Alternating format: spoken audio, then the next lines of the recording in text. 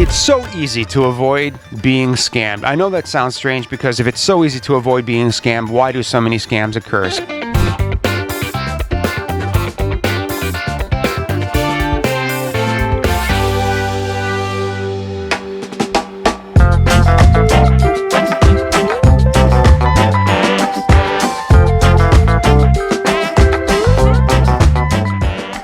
Totally enjoy what we do, and I'm just excited about the first quarter of this year. And if you're headed to one of those destinations, I am just hoping and praying that you're going to have a tremendous experience and meet somebody life-defining. And we're here to definitely answer any questions and give you great information to prepare you for a successful tour. Again, to that end, here's an email that I received just a little while ago. And I thought, wow, what a great topic. And it has to do with scams that are involved in the internet dating business. I know it's hard to believe, but yes, there are scams in the internet dating business. They do exist, frankly, in any form of online personals. There are going to be people who are very genuine and transparent, and some people who, well, not so much. So the letter that we received this morning in my inbox is from our customer, Peter, and it says, guys, I was wondering if you could help me by providing some additional information if there are girls on your site who are scammers. It really jeopardizes your business. Your company will get bad reviews on other social sites and your business will fail. Those reviews will stay online for many years and no one will trust your company anymore.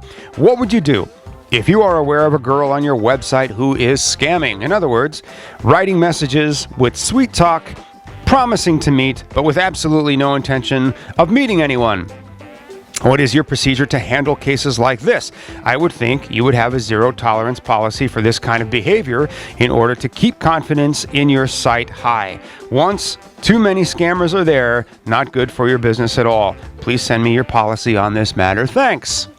All right, so absolutely correct. We have a 100% no tolerance for any scamming behavior on our website on the part of women or on the part of men. And yes, you know, some of our men will occasionally be less than genuine as well. Look, you need not get scammed in the internet dating pursuit. It's so easy to avoid being scammed. I know that sounds strange because if it's so easy to avoid being scammed, why do so many scams occur? Scams occur because there are disingenuous people, and there are men that are out there who either don't get the information or get the information and kind of blow right by it. But to answer this person's question, we absolutely do not tolerate scams of any kind on our site. And if you're scammed, you got to reach out to us right away, just like he did. Ask your questions right up front. I think I'm being scammed, or I wonder about the validity of what I'm experiencing. Can you tell me about it? And frankly, we have a few guys who call every day with just those questions, and it's important that you do exactly that, no matter who you're doing business with. Now, if you call us up and you say, Bud,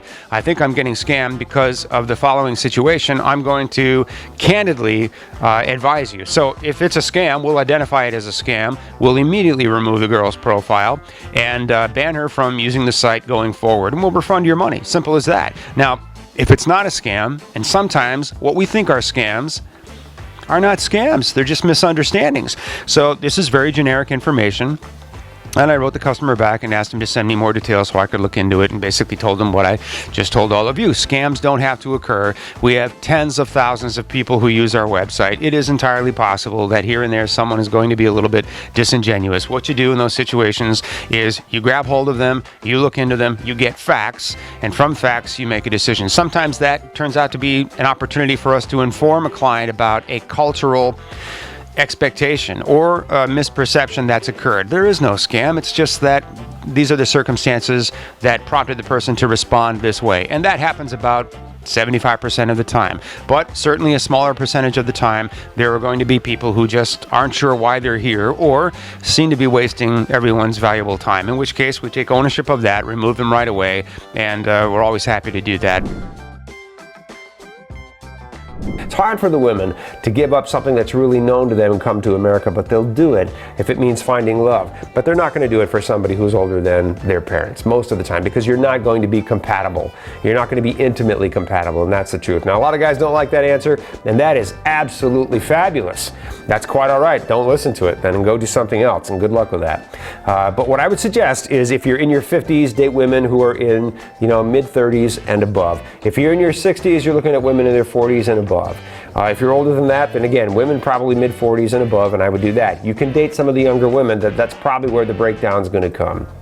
What you find is that women where the age gap is just too much, they may like you personally a great deal, and it creates a bit of a conflict for them. Because if they were to speak honestly to you, where the age gap is more than 20 years, the women 99% of the time are not going to be attracted to you.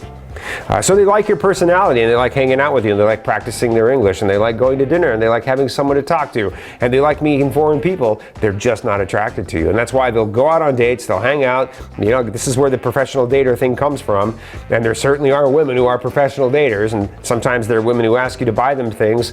More often than not, they're just women who are bored, who are okay with spending time with you if you want to spend time with them. They will clearly hear you say you're interested in them romantically. And they'll like you personally a great deal, but they just can't bring themselves to go there with you. And so that's a mistake that a lot of men make. That's where a lot of the negative pub comes all over the internet. And what I will tell guys is just don't do that. Just go and meet somebody with whom you're truly compatible. That's not a compromise, because the women in their 30s and 40s are stunning, stunning women. There's no compromise there. There really isn't. And that's what you should be doing, my friends. So the average age gap of couples who get married was probably 12 years, maybe 15 years. There are exceptions, but exceptions are always exceptional, guys. Just remember. All right. Join men from all over the world as they take a trip and find their future brides.